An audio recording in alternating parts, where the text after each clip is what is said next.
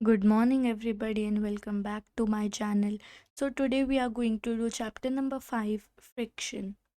So, let's start it.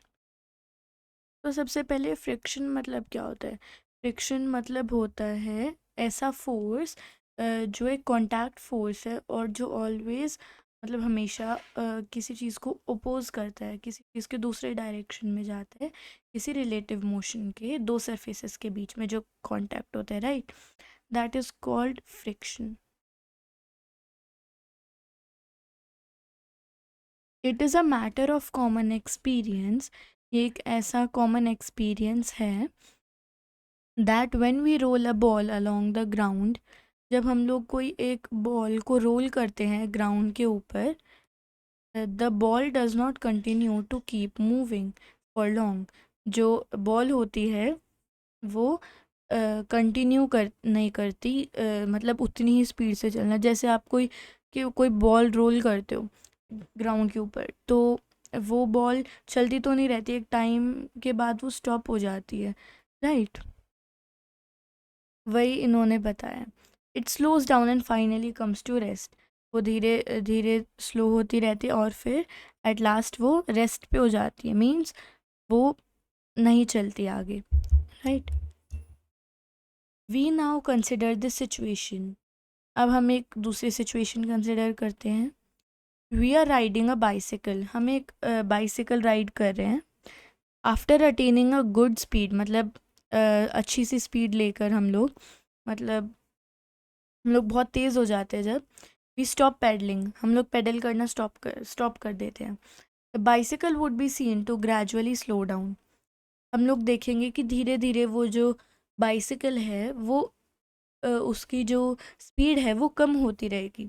And would stop after covering a certain distance.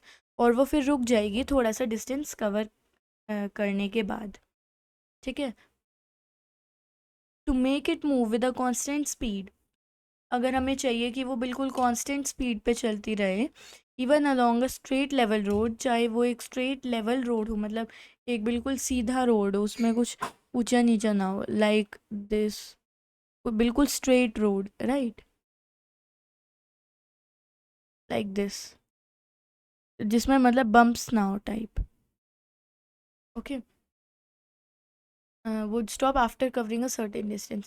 To make it move with a constant speed, even along a straight level road, we have to keep pedaling it. Keep on pedalling it. फिर मतलब हमें उसको बिल्कुल same speed पर रखना है, तो हमें वो पेडल करते रहना पड़ेगा, है ना?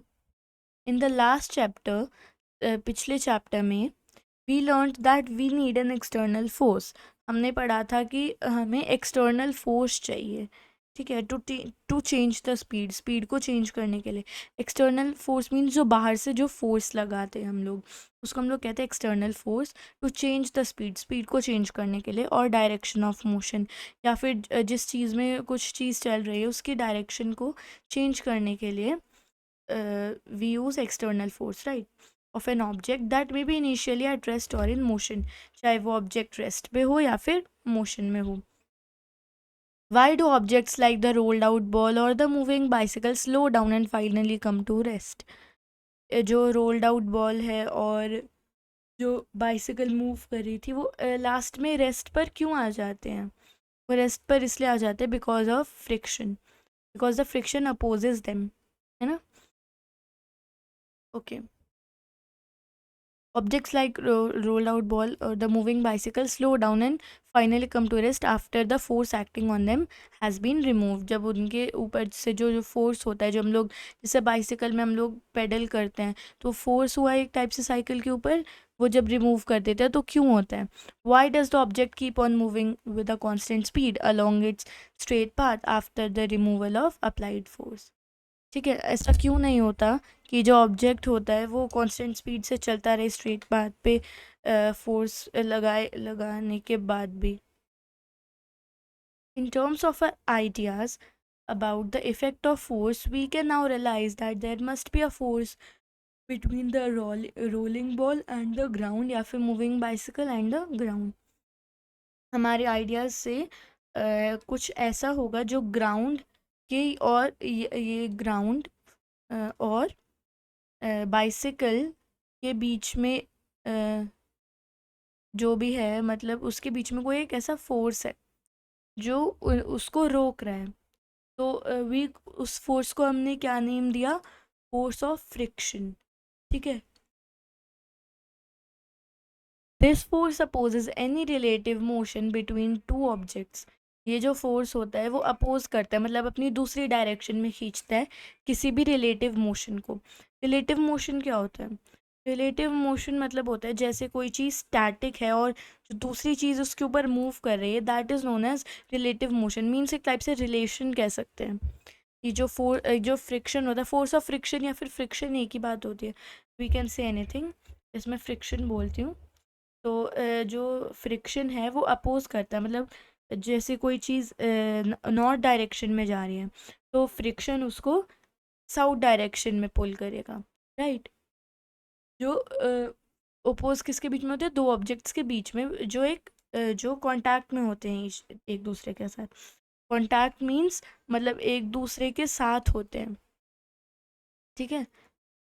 It is due to the friction between the ground and the surface of ball. Friction की वजह से जो ग्राउंड और बॉल या फिर व्हील ऑफ बाइसिकल है, दैट द रोलिंग बॉल और ये जो सब है, after moving some distance when the externally applied force has been removed. तो ऊपर जो हमने फर्स्ट 86 पेज पे पढ़ा था, ये जो बॉलिंग ये सब चीज़ क्यों रुक जाती है? बिकॉज इसके इनके बीच में कांस्टेंट एक कांटेक्ट होता है। इन इन दोनों के बीच में ये जो दो कांटेक्ट कर रहे होते हैं दो ऑब्जेक्ट्स, उनके बीच में क्या होता है? एक ऐसा फोर्स होता है जो उसको दूसरी डायरेक्शन में पुल करता है, ठीक है। It is clear from above that the force of friction is a contact force. कि ऊपर वाले पैराग्राफ से हमें क्लियर हो गया कि जो फ्रिक्शन है वो एक कॉन्टैक्ट फोर्स है, ठीक है।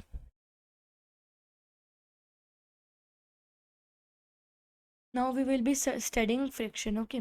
We can now say that whenever an object moves or tends to move over the surface, अब हम यह कह सकते हैं कि जो ऑब्जेक्ट है या फिर टेंड्स टू मूव मतलब होता है मूव करने वाला होता है ओवर द सरफेस, सरफेस के ऊपर किसी दूसरे ऑब्जेक्ट के ऊपर। There is a force acting between the two surfaces in contact. कोई एक ऐसा फोर्स होता है जो उन दोनों के बीच में कॉन्टैक्ट होता है, ठीक है। We call this force as the force of friction और सिंपली फ्रिक्शन, ठीक है। मतलब हम लोग कह सकते हैं कि जब कोई ऑब्जेक्ट मूव करता है या फिर मूव करने वाला होता है सरफेस के ऊपर किसी दूसरे ऑब्जेक्ट के ऊपर, तो कोई एक ऐसा फोर्स होता है जो कांटेक्ट में होता है, और उस फोर्स को हम लोग कहते हैं फोर्स ऑफ फ्रिक्शन या फिर friction. You also understand this that the force is a contact force. हमने समझा कि जो फोर्स है वो एक कॉन्टैक्ट फोर्स है, और एंड अपोजेज और tends to oppose any relative motion. या वो अपोज करता है, मतलब हमेशा ओपोज दूसरी डायरेक्शन में अपोज करता है, एंड टेंस टू अपोज या फिर अपोज करने वाला होता है किसी भी रिलेटिव मोशन को जो दो ऑब्जेक्ट के बीच में कॉन्टैक्ट हो रहा होता है, लाइक तो फ्रिक्शन की डेफिनेशन क्या हुई? Friction force. Friction force is a contact force and always opposes or tends to oppose any relative motion between two surfaces in contact. This is the definition of friction. इसमें three keywords हैं, एक तो oppose, ठीक है, एक contact force and the relative motion, ठीक है। The force of friction is always directed along the surfaces in contact. जो फोर्स ऑफ फ्रिक्शन है वो हमेशा ऐसे डायरेक्ट होता है अलोंग द सरफेस, किसी सरफेस के ऊपर जो कांटेक्ट में होता है। जैसे कि it acts along the tangential direction. ये एक्ट करता है टेंजेंशियल डायरेक्शन में। टेंजेंशियल डायरेक्शन मीन्स होता है अलोंग द सरफेस, सरफेस के ऊपर, राइट। देखिए, इमेजिन कीजिए बॉक्स है, ठीक है। This is a box and box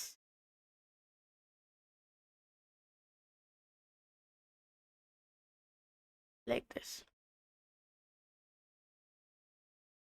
and यहाँ पे हमने अगर इसको पुल किया इस साइड पे, ठीक है,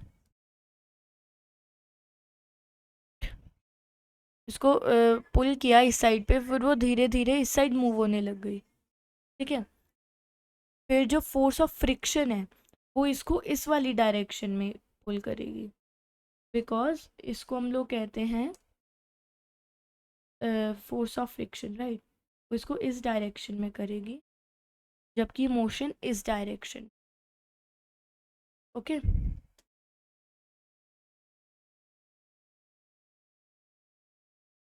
okay. Now we will be studying activity 1। Okay,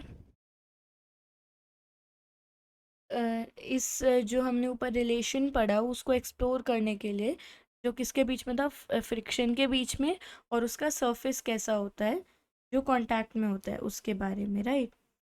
तो अभी हम उसके बेस्ड पे वन एक्टिविटी करेंगे, ठीक है। इसमें बोला हमें 4 मैच बॉक्सेस लेनी है, और सैंड पेपर लेना है, plastic sheet, aluminium foil, handmade paper, wooden tray, plastic tray, metal tray, sheet और वैक्स्ड पेपर लेना है, ठीक है। अब पहली मैच बॉक्स को सैंड पेपर से कवर करना है, सेकंड को प्लास्टिक शीट से, थर्ड को एलुमिनियम फॉइल से, फोर्थ को जो हमने हैंडमेड पेपर बनाया था उससे, ठीक है। फिर उन सब मैच बॉक्सेस को एक वुडन ट्रे लेनी है, उसके ऊपर रख देना है एक लाइन में, ठीक है। मीन्स एक बिल्कुल स्ट्रेट लाइन में रख देना है उन सबको, ठीक है।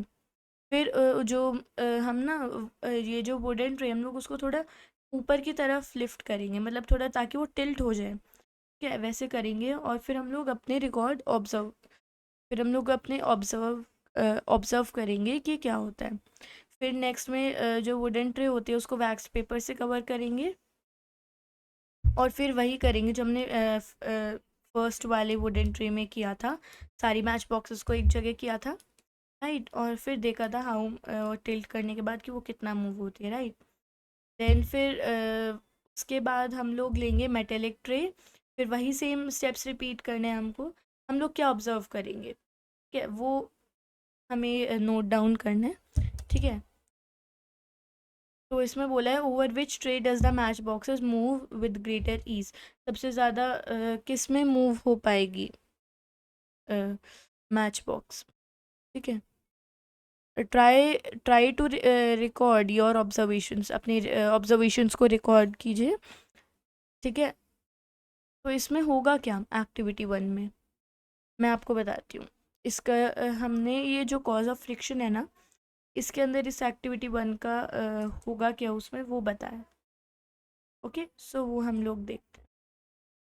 The activity 1 and the similar other observation show that, क्या शो करता है कि जो फ्रिक्शन है वो डिपेंड होता है उसके सरफेस एरिया कैसा है, उसका सरफेस एरिया रफ है, स्मूथ है, ठीक है।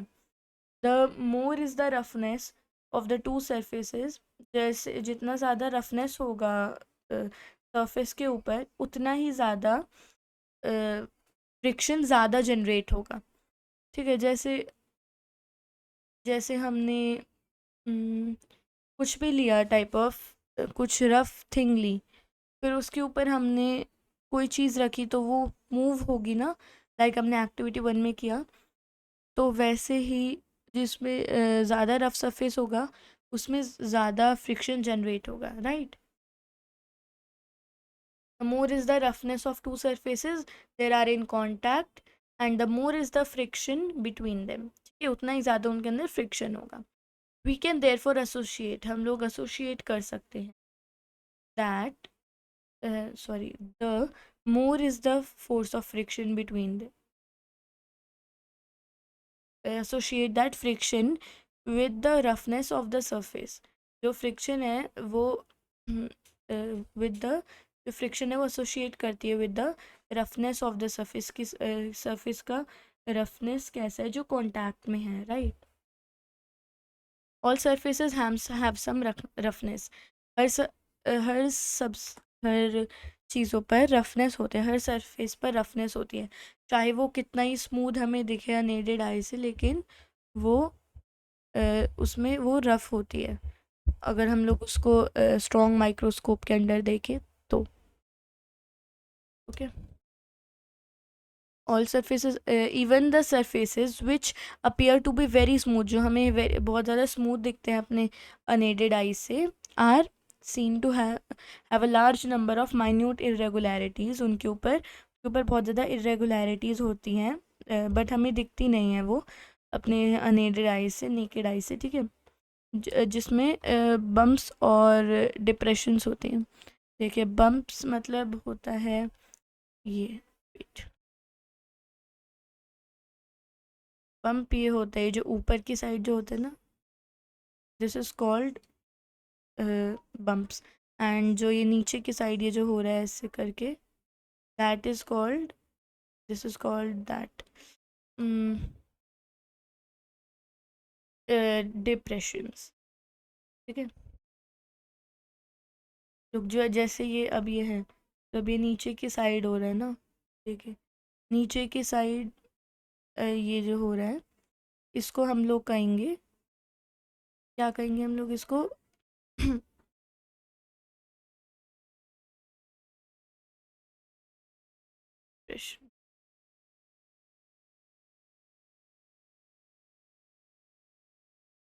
एंड जो ये ऊपर की साइड जो होता है लाइक दिस, ओके, उसको हम लोग कहेंगे, जो ऊपर की साइड, इनको हम लोग कहेंगे बम्प्स।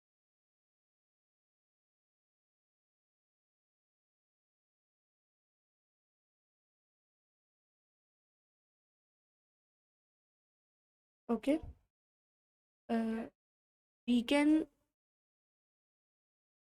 बम्प्स और depressions when seen under a powerful microscope, जब पावरफुल माइक्रोस्कोप के अंडर हम लोग उसको देखते हैं, ठीक है,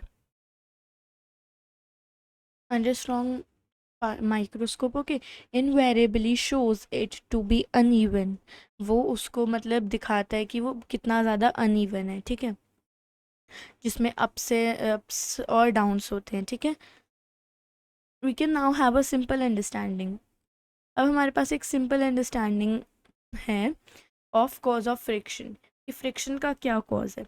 तो हमने ऊपर पढ़ा कि फ्रिक्शन का क्या कॉज है, कि फ्रिक्शन का कॉज ये है कि नेचर ऑफ द सरफेस, ठीक है, जो रफ है या फिर स्मूथ है, ठीक है।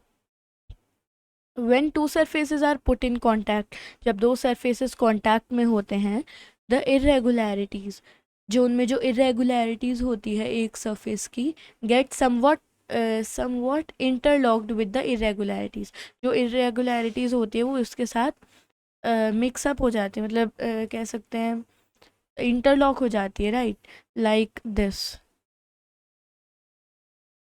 लाइक आपने सॉ देखा होगा, सॉ में क्या होता है, सॉ में भी यही होता है, अगर हम लोग टू सॉ लेते हैं और उनको एक साथ ऐसे ज्वाइन कर देते हैं तो वो लाइक दिस, ये देखिए ये ना इंटरलॉक हो जाता है, ठीक है, लाइक दिस,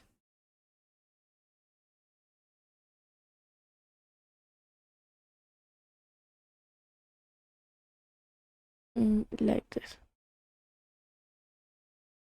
जिससे कि ये इंटरलॉक हो जाता है और जिससे कि फ्रिक्शन होता है, ठीक है,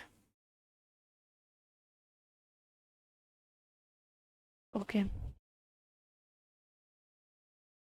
Cause of friction, when two surfaces are put in contact, the irregularities of surface get somewhat interlocked, हो जाते हैं वो with the irregularities, जो irregularities होते हैं of the other surface, जो दूसरे surface की irregularities होती है उनके उसके साथ वो interlock हो जाता है। लाइक आप दोनों हैंड के फिंगर्स को लीजिए और उनको इंटरलॉक कीजिए, वैसे ही होता है, और जब आप ऐसे ही करके पुल करेंगे तो वो बहुत ज़्यादा हार्ड होगा पुल करने के लिए, राइट। तो ऐसे ही जब इंटरलॉक होता है, जब कोई दो एरिया कांटेक्ट में होते हैं उन्हीं को ही हम लोग इंटरलॉक कहते हैं, right. This may be regarded somewhat similar to the interlocking of teeth of the saws, ये कुछ कुछ सिमिलर है जो टीथ होते हैं सॉ के, ठीक है। मतलब ये जो सॉ होता है, मतलब आरी होती है ना, आरी लाइक दिस, जो आरी होती है ऐसे, समथिंग लाइक दिस। और अगर हम लोग दो आरी लेते हैं तो जब हम लोग दो आरी लेते हैं तो जब हम उनको ऐसे एक साथ ऐसे ऐसे करेंगे तो वो इंटरलॉक हो जाएंगी। और जब आप उनको खींचेंगे ना तो वो मतलब बहुत ज़्यादा हार्ड होगा उनको पुल आउट करना, right, of the two surfaces, and thereby to enable them to move with respect to each other. और वो बहुत हार्ड होते हैं उनको अलग करना और मूव करना। It is this interlocking of irregularities that may be viewed as the basic cause of built-in opposition. ठीक है, जो ये इंटरलॉकिंग होती है इरेगुलरिटीज़ की, वो एक ऐसे व्यू कर सकते हैं सबसे बेसिक कॉज जो अपोजिशन क्रिएट करती है किसी रिलेटिव मोशन का, दो दो सरफेसेस जब कांटेक्ट में होते हैं, ठीक है। इट इज़ दिस ओपोजिशन, ये वही ओपोजिशन होता है that we observe as the force of friction, जो फ्रिक्शन में होता है, right, between them. Next we will study factors affecting friction, की जो फ्रिक्शन के जो फैक्टर्स होते हैं वो क्या क्या होते हैं, ठीक है। Factors affecting friction, okay. The force of friction, the force of friction between दो टू सरफेसेस इन कॉन्टैक्ट, जो फ्रिक्शन होता है दो सरफेसेस के बीच में, वो डिपेंड होता है on the extent of the roughness, कि उनका रफनेस कैसी है या फिर स्मूथनेस कैसी है। The force of friction is greater, जो फ्रिक्शन होती है, फोर्स ऑफ फ्रिक्शन वो ज़्यादा होती है जब रफ सरफेसेस होते हैं, ठीक है। जो जो स्मूथ सरफेस होता है वो द स्मॉलर, उसमें कम फ्रिक्शन होती है, ठीक है। वी कैन देयरफॉर से, हम लोग कह सकते हैं कि जो फोर्स जो फ्रिक्शन है, वेट, या जो फ्रिक्शन है बिटवीन टू सरफेसेस, जो दो सरफेसेस के बीच में, depend on the nature of the surface in contact, वो डिपेंड करता है कि उसका सरफेस कैसा है, रफ है, स्मूथ है, okay. Now we'll study do you know, when one surface is placed over another surface, humps of their molecule press against each other and get interlocked. The pressure values at the point of contact are therefore, ठीक है, मतलब ये बता रहे हैं कि जब एक सरफेस एक दूसरे के ऊपर होता है, हम्स, वो हम्प्स होता है, मतलब of their molecule press against each other, वो एक दूसरे के साथ प्रेस होता है एंड और वो इंटरलॉक हो जाते हैं। जो प्रेशर होता है, प्रेशर वैल्यू होता है at the points of contact, जब कांटेक्ट हो रहा होता है उस टाइम पे जो प्रेशर होता है, देयरफॉर हाई, वो हाई होता है। This results in small joints being formed, उससे छोटे छोटे जॉइंट्स फॉर्म हो जाते हैं, that are due to strong मतलब जो एडेसिव की तरह काम करते हैं, ठीक है। Intermolecular forces between the molecule, जब देखो, जब जब हम कुछ इंटरलॉक होता है तो दो, जैसे एक, जैसे हम लोग अपना हैंड मानते हैं, तो हैंड में मतलब ये एक हैंड है और ये एक हैंड है, जब हम लोग इसको इंटरलॉक करते हैं, राइट, जब ये लोग इंटरलॉक हो जाती है उस टाइम पर ये लोग जब इंटरलॉक हो जाती है, एक हैंड के मॉलिक्यूल दूसरे हैंड में जब ऐसे इंटरलॉक हो जाते हैं तो मॉलिक्यूल्स भी एक्सचेंज हो जाते हैं, उसको उसको कहते हैं इंटरमॉलिक्यूलर फोर्सेस, ठीक है, between the molecules of surfaces in contact. जो ये जो जॉइंट्स होते हैं have to be broken apart, उनको तोड़ना पड़ता है ताकि जो सरफेस है वो सरफेस के ऊपर से कोई चीज़ स्लाइड कर सके, ठीक है। वी यूजुअली ऑब्जर्व, हम लोग ऐसे ऑब्जर्व करते हैं, बात करते हैं कि this effect is in terms observe and talk of this effect in terms of more convenient concept of the force of friction. We'll be studying activity 2 now. Tie a string around a wooden block.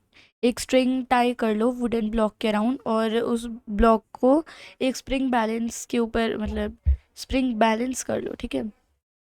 अब spring read कर, मतलब spring की जो balance है उसको आप read करो। The block just begins to move, it gives a measure of force, ठीक है, between the surface of the block and the floor. Now कि मतलब जब हम लोग इस पूरी एक्टिविटी का मतलब ये है कि जब हम लोग कोई चीज़ को पुल करेंगे, राइट, तो उसका जो भी फोर्स होगा वो कुछ भी हो समझो, ठीक है, ए हो जैसे, तो फिर जब हम लोग उसके ऊपर एक बुक रख देंगे तो वो हो जाएगा, मतलब 2A हो जाएगा, मतलब उसका जो फोर्स है ना वो ज़्यादा हमें लगाना पड़ेगा ताकि वो बॉक्स मूव हो सके, क्योंकि वेट ज़्यादा हो गया उसके अंदर, ठीक है। तो ये सबसे इम्पॉर्टेंट, ये यहाँ पे एक लाइन है सबसे important, the force of friction increases, friction increase होती है with the increase in weight, weight जैसे जैसे इंक्रीज होता है बॉडी का वैसे वैसे फ्रिक्शन भी इंक्रीज होती है, that's really very important, okay.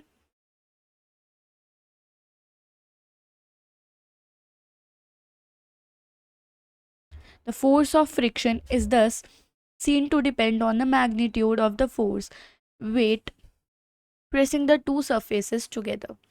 इनका कहने का मतलब है कि जो फ्रिक्शन होती है वो सीन हम देखते हैं, वो डिपेंड होती है, किसके ऊपर डिपेंड होती है, magnitude of the magnitude of the weight. Magnitude मतलब होता है इम्पॉर्टेंस ऑफ समथिंग या फिर ग्रेट साइज, ठीक है, यहाँ पे मतलब ग्रेट साइज है, ठीक है। Depend on the great size of the force या फिर weight pressing the two surfaces, जो दो सरफेस को प्रेस करते हैं। We can now say that the force of friction depends on, अब हम लोग कह सकते हैं कि जो फोर्स ऑफ फ्रिक्शन है ये किसके ऊपर डिपेंड होता है। सबसे पहला, nature of two surfaces in contact, और force pressing two surfaces together, okay. Wait, या first one and second one, okay, nature of two surfaces in contact and force pressing the two surfaces together।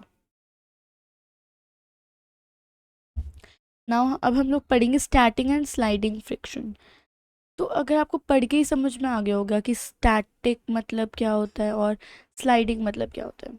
सबसे पहले हम लोग देखते हैं static मतलब, जब स्टैटिक मतलब होता है जब कोई चीज़ मूव नहीं कर रही होती है उसको हम लोग कहते हैं स्टैटिक, ठीक है।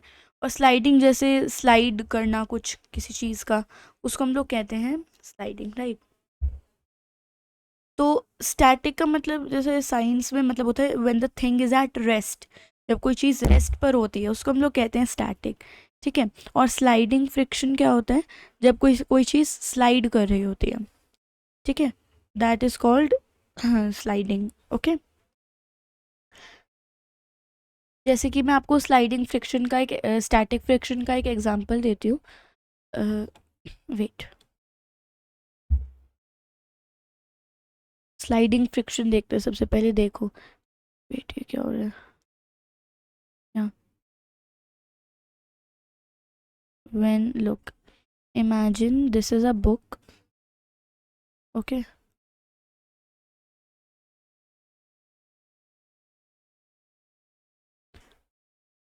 which color, okay, imagine this is a book, okay, and इस नोटबुक है, इमेजिन कर लो, और ये नोटबुक क्लोज्ड है मतलब, ठीक है। और यहाँ पर इस नोटबुक के ऊपर अगर वो एक न्यू टाइप की इरेज़र आती है, वो व्हील वाली टाइप इरेज़र है ना, वो अगर आप उसको ऐसे, उसका ऐसे रखोगे, ठीक है, तो आप देखोगे कि वो, अगर आप उसको इस नोटबुक को ऐसे टिल्ट करोगे ना तो मतलब वो वहीं पे रहेगा, वो मतलब बहुत स्लोली स्लोली नीचे आएगा। और ऑन द अदर हैंड जब आप उसको उसके रोलिंग वाले साइड पे रखोगे तो वो रोल फास्टली रोल होना स्टार्ट हो जाएगा, ठीक है, ठीक है। और अब इस जैसे ये रोल हो रहा है, ठीक है, इसको हम लोग कहेंगे स्लाइडिंग फ्रिक्शन, ठीक है, हम लोग कहेंगे स्लाइडिंग फ्रिक्शन।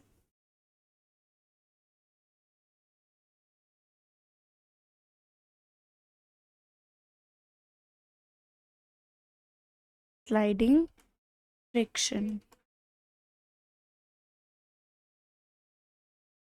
अब इस पर writing, don't mind the writing, okay. Now I will tell you about static friction. Static friction का भी मैंने आपको एग्जांपल दे दिया था फर्स्ट।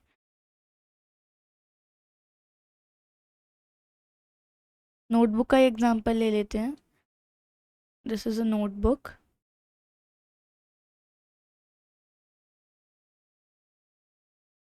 ओके, एंड इस नोटबुक के ऊपर वही वाली इरेजर आप ऐसे रख देते हो, उसके वेट जब ज़्यादा हो जाता है ऐसे, तो आप देखेंगे जब आप इसको ऐसे टिल्ट करेंगे ना, तो ये स्लोली या फिर बिल्कुल नहीं आएगा नीचे के साइड, ठीक है, क्योंकि इसका मास ज़्यादा हो गया। ठीक है, और इसको हम लोग कहेंगे कौन सा friction? Static friction. Static friction.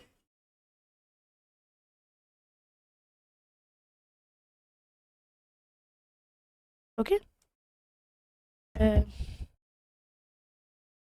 Now understand that force of friction. अब हमने समझ लिया कि जो फोर्स ऑफ फ्रिक्शन है, वेट, मैंने आपको शायद से डू यू नो नहीं पढ़ाया, right? It is interesting to note, बहुत इंटरेस्टिंग है नोट करने के लिए, कि जो फ्रिक्शन है दो सरफेसेस के बीच में, वो वेरी नहीं करता। क्या नहीं वेरी करता? कि जो देर एपरेंट एरिया ऑफ कांटेक्ट, जो उसका एपरेंट एरिया, जो उसका एरिया है ना, ठीक है, वो वो वेरी नहीं करता कि वो कितना मूव होगा, राइट? और उनकी जो स्पीड है वो सेम रहेगी, right? Static and sliding friction, we now understand that force of friction. हमने अभी हम लोग अंडरस्टैंड करेंगे कि जो फ्रिक्शन है वो एक ऐसा फोर्स है, force exerted by a surface, जो सरफेस एक्सर्ट करता है, an object moves across it और makes an effort to move across it. Hence we can say that there are two types of friction। मतलब कहने का मतलब यह है कि दो टाइप फ्रिक्शन है, स्टैटिक और एंड स्लाइडिंग। अब हम यहाँ पे एक एग्जांपल परफॉर्म करेंगे हम लोग। Try to push a large box. एक लार्ज बॉक्स लीजिए, उसको हम लोग पुश करने की ट्राई करते हैं, ठीक है, by applying a small force. ठीक है, बहुत कम स्मॉल अमाउंट ऑफ फोर्स लगा के हम उसको ट्राई करते हैं। एफ, समझ लीजिए एफ फोर्स अप्लाई कर रहे हैं हम लोग उसके ऊपर। ठीक है, हम लोग क्या देखेंगे कि अगर हम लोग इधर से ऐसे फोर्स लगा रहे हैं, वेट, हम लोग इधर से फोर्स लगा रहे हैं, राइट? तो जो जो क्या नाम है, फ्रिक्शन जो होगी ना, वो इस साइड से एफ ही लेगी। मतलब अ, देखिए जो एफ है ना यहाँ पर, वेट, जो एफ है यहाँ पर, वो मतलब सेम टाइप का प्रोवाइड करेगी। जैसे हमने यहाँ पे एफ फोर्स लगाया, तो इधर भी हम लोग जो फ्रिक्शन है वो एफ ही दे रही है, ठीक है। और इधर हम लोग अगर टू एफ फोर्स लगाते हैं, क्या लगाते हैं, टू एफ फोर्स, तो हमें जो फ्रिक्शन है वो भी टू एफ फोर्स ही हमें प्रोवाइड करेगी, ठीक है, जिससे कि वो जो बॉक्स है दैट वोंट मूव, ठीक है। फिर हम लोग जैसे फ्रिक्शन से जब ज़्यादा फोर्स और ज़्यादा लगाएंगे ना, तो हमारा जो बॉक्स है वो धीरे धीरे मूव होना स्टार्ट कर लेगा। इसको जब देखे, जब एक, जैसे, वेट, ओके,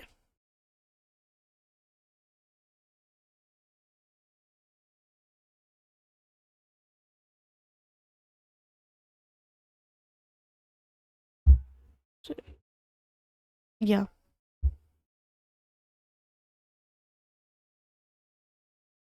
तो जैसे ये एक बॉक्स है, ठीक है,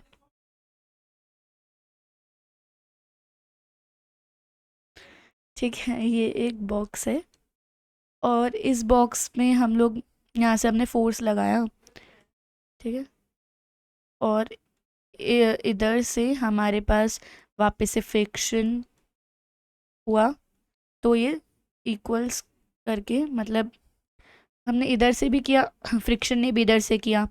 अगर हमने इधर से ट्यू टू मतलब टू न्यूटन का फोर्स लगाया, तो इधर से भी इसने, फ्रिक्शन ने भी न्यूटन का फोर्स लगाया। और जब हम इसने दोबारा से बॉक्स ने, फ्रिक्शन ने, हमने भी इधर से फिर इस बार 3 न्यूटन का फोर्स लगाया, फ्रिक्शन ने भी 3 न्यूटन का फोर्स लगाया।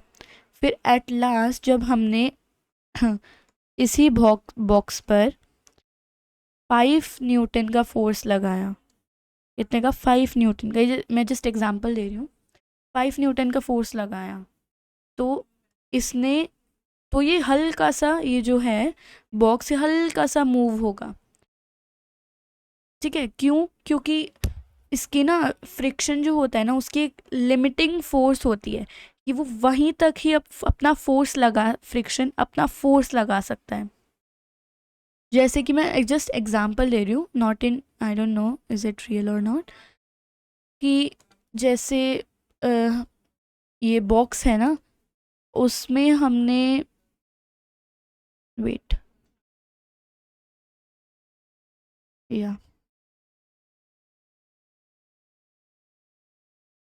ठीक है, अब ये इसका जैसे ये जो फ्रिक्शन है ना, उसने, उसका है मतलब, कैन बी सेड, जैसे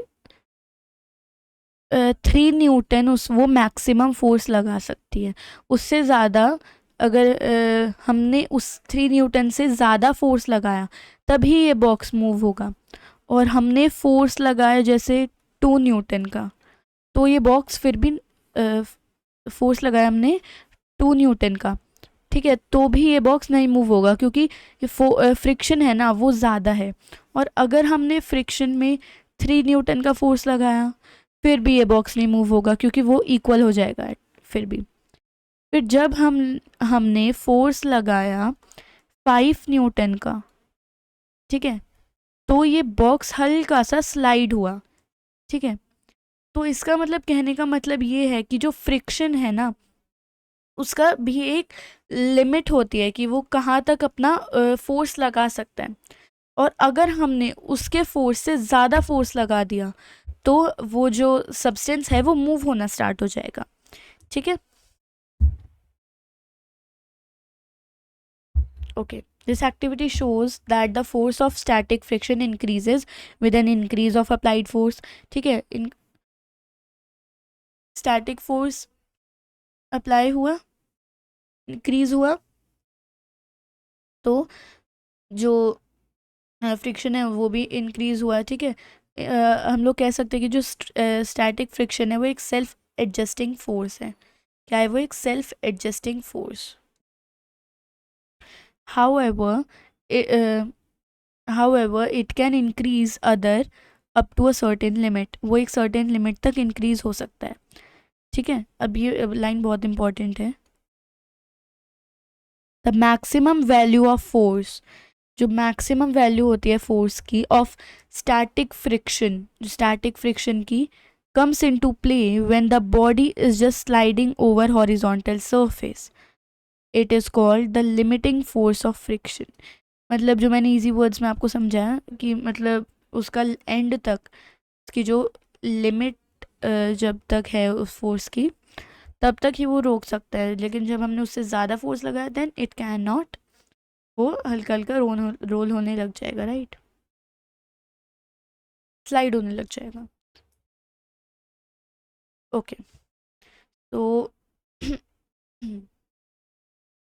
वी दस कंक्लूड, हम लोग कंक्लूड कर सकते हैं कि वी दस conclude that when a force is applied, जब एक फोर्स अप्लाई होता है बॉडी के ऊपर जो रेस्ट पर होती है, a force of friction called static friction, जब कोई चीज़ बॉडी रेस्ट पर होती है तो उसको हम लोग कह सकते हैं स्टैटिक फ्रिक्शन, ठीक है। Comes into play the static friction opposes, the static friction opposes, वो अपोज करती है किसको?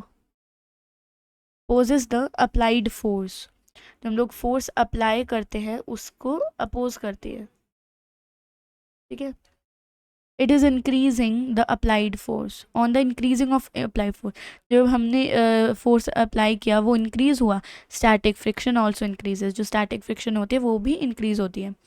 However it can increase only up to certain maximum value, वो एक मैक्सिमम वैल्यू तक ही इंक्रीज हो सकती है। This maximum value of force और static friction is called limiting friction, उसको हम लोग कहते हैं limiting friction. When the applied force is increase, जब जो हमने फोर्स लगाया वो इंक्रीज होता है बियॉन्ड द लिमिट, जब लिमिट से ज़्यादा जब हम लोग फ्रिक्शन लगाते हैं तो वो the body begins to slide over, जो बॉडी होती है वो स्लाइड करना स्टार्ट हो जाती है सरफेस के ऊपर, विच वॉज रेस्टिंग, जो रेस्ट पे होती है। After this it is the force of sliding, ठीक है, उस फोर्स को फिर वो स्लाइड में कन्वर्ट हो जाता है friction, that acts between the two surfaces, जो टू सर्फेसेस के बीच में एक्ट होता है। This force of friction is little less, ये कम होती है than the limiting force of static friction. जो स्लाइडिंग फ्रिक्शन होती है वो कम होती है, राइट, किससे? स्टैटिक फ्रिक्शन से। Okay okay, our day to day experience, हमारा जो डे टू डे एक्सपीरियंस होता है, टेल्स अस, वो हमें बताता है कि it is easier to keep sliding an object, वो ईजी होता है किसी ऑब्जेक्ट को स्लाइड करते रहना, ठीक है। For experience tell us that it is easier to keep sliding an object, जब एक ऑब्जेक्ट होता है अगर वो स्लाइड कर रहा है उसको और स्लाइड कराना हमारे लिए ईजी होता है, ठीक है, क्योंकि उसके अंदर जो इंटरलॉकिंग्स होते हैं वो ऑलरेडी ओपन हो चुकी होती है, ऑलरेडी ओपन होने के बाद हमें कम फोर्स लगाना पड़ता है उसको आगे और ज़्यादा आगे बढ़ाने के लिए, ठीक है। Then to make it slide from rest, और अगर हमें रेस्ट से स्लाइडिंग में कन्वर्ट करना हो तो थोड़ा सा हमें ज़्यादा फोर्स लगाना पड़ता है, right. Take to make, let us do an activity to verify this fact, इस फैक्ट को वेरीफाई करने के लिए एक एक्टिविटी करते हैं, ठीक है। हमें एक वुडन ब्लॉक लेना है, एक टेबल के ऊपर रखना है, ठीक है। उसके बाद एक सिलेंड्रिकल पेंसिल लेनी है और उसके ऑपोजिट एज पे रख देनी है हमने वो, फिर उसके बाद जो ड्राइंग पेन्स होती है ना वो वहाँ पर लगानी है जैसे फिगर में गिवन है, ठीक है। फिर प्लास्टिक लिड लेनी है जार की, ये जो जार की जो प्लास्टिक लिड है वो लेनी है हमने, फिर इसको ना स्ट्रिंग से अटैच कर दिया, ठीक है। और ये, ठीक है, फिर हम ना इसके अंदर मार्बल्स डालेंगे, ठीक है।